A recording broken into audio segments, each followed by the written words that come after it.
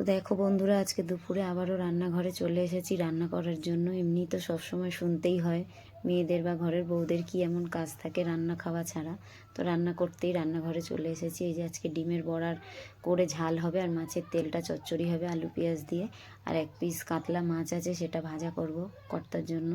তো চলে এসেছি রান্নাঘরে। আমি এবার মাছগুলোতে নুন হলুদ মাখিয়ে নেবো। এদিকে আমার ভাত হচ্ছে।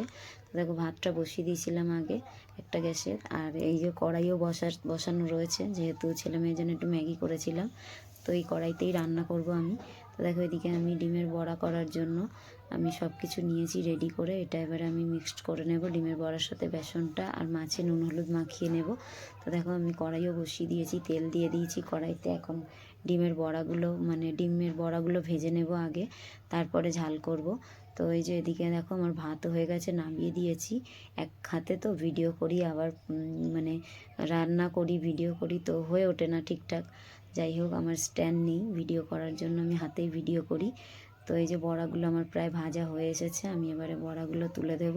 তো এই বড়াগুলো আমি দেখো এবার থালার মধ্যে সাজিয়ে রেখেছি। কতগুলো বড়া হয়েছে সেগুলো আমি এবার আলু দিয়ে ঝাল করব। অল্পই আলু দেবো। এই যে আলু কেটে নিয়েছি, আলুটা ভেজে নিয়ে তারপর মশলা গ্রেট করা আছে, পেঁয়াজ রসুন বাটা সব দিয়ে দেব। তেলের মধ্যে আলুটা দিয়ে আগে ভেজে নিই, একটু জিরে ফোড়ন দিয়েছি, আর এই যে মশলা দিয়ে নিয়েছি। এবারে আলুটা সাঁতলে মশলাটা ভেজে নিয়ে এর মধ্যে আমি ডিমের বড়াগুলো দিয়ে দেব। তো দেখো মশলাটা প্রায় আমার কষা মতন হয়ে এসেছে। এখন আমি ডিমের বড়াগুলো এই কড়াইতে দিয়ে দেব। তো কি বলো তো বন্ধুরা, অনেক সংসারে কাজকর্ম থাকে সারাদিন, সেগুলো সামলে ভিডিও করতে হয়, খুব একটা করে উঠতে পারি না।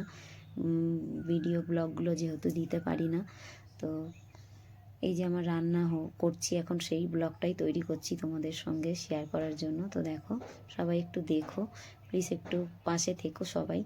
এই দেখো ডিমের বড়াগুলো আমি দিয়ে দিয়েছি। এবার ডিমের বড়াটা আমার একটু গরম মশলা দেওয়া বাকি আছে, ঝোলটা একটু ফুটলে আমি গরম মশলা দেব।